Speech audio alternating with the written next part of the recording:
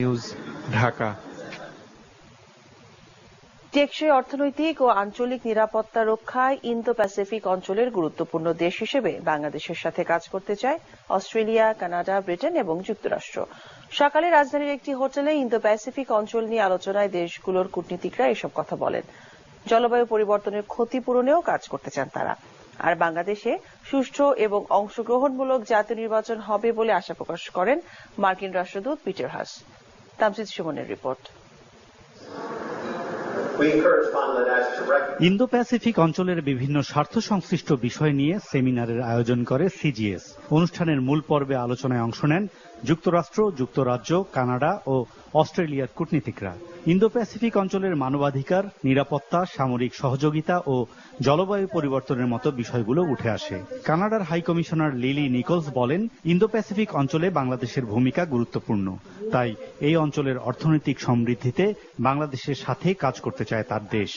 রোহিঙ্গা সংকটেও বাংলাদেশের পাশে থাকার প্রত্যয় ব্যক্ত করেন তিনি। অবাধ, সুষ্ঠু ও শান্তিপূর্ণ ইন্দো প্যাসিফিক অঞ্চল গড়তে চাইলে রোহিঙ্গা শরণার্থী সংকটের বিষয়টি গুরুত্ব দিতে হবে। কানাডার ইন্দো প্যাসিফিক কৌশলে স্পষ্ট করে বলা আছে, কানাডা দায়বদ্ধ পরবর্তী প্রতিক্রিয়া অংশীদারিত্বের জন্য।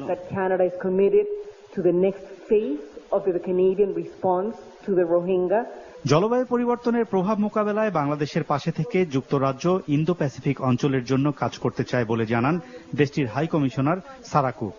আর অস্ট্রেলিয়ার হাই কমিশনার জিমি ব্রুয়ার জানান, এই অঞ্চলের টেকসই অর্থনীতিকে এগিয়ে নিতে অংশীদার হতে চায় তার দেশ। ঐতিহাসিকভাবে ব্রিটেন বাংলাদেশ দ্বিপাক্ষিক শক্তিশালী অংশীদার। জলবায়ু পরিবর্তনের প্রভাব মোকাবেলায় আমরা বাংলাদেশের সহযোগিতা দিচ্ছি, তবে একা এই সমস্যা সমাধান সম্ভব নয়। তবে মনে রাখতে হবে, জলবায়ু পরিবর্তনের কারণে বাংলাদেশ ভয়াবহ ঝুঁকিপূর্ণ দেশ, তাই আন্তর্জাতিকভাবে তাদের পাশে থাকতে হবে। ইন্দো প্যাসিফিক অঞ্চলের দেশগুলোকে আন্তঃযোগাযোগ বাড়াতে হবে। একটি দেশের সাথে অন্য দেশের যোগাযোগ বাড়লে সব দেশের জিডিপি বাড়বে। এর ফলে ইন্দো প্যাসিফিক অঞ্চলের দেশগুলোর জিডিপির উন্নয়ন হবে। মানবাধিকার ও জননিরাপত্তার উপর গুরুত্ব আরোপ করে যুক্তরাষ্ট্রের রাষ্ট্রদূত পিটার হাস। এই অঞ্চলের শান্তি প্রতিষ্ঠা ও অর্থনৈতিক সমৃদ্ধি অর্জনে বাংলাদেশ বড় ভূমিকা রাখবে বলে মন্তব্য করেন তিনি। সবাই মিলে আমরা টেকসই সম্ভাবনাময় ঐক্য গড়ব। গণতন্ত্র, মানবাধিকার প্রতিষ্ঠা ও আলোচনার মাধ্যমে এই অঞ্চলের সংকট দূর করব। সার্বভৌম পররাষ্ট্র নীতি গড়তে পারস্পরিক সম্মান বোধ, অংশীদারিত্ব ও অংশীজনের মতামতকে গুরুত্ব দিব। আশা প্রকাশ করেন, বাংলাদেশের আগামী নির্বাচন অবাধ, সুষ্ঠু এবং অংশগ্রহণমূলক হবে। It's directly to the question on whether Bangladesh looks, we believe in notions of transparency, of the role of democracy, of the role of human rights. Tamjid Suman, NTV news, Dhaka.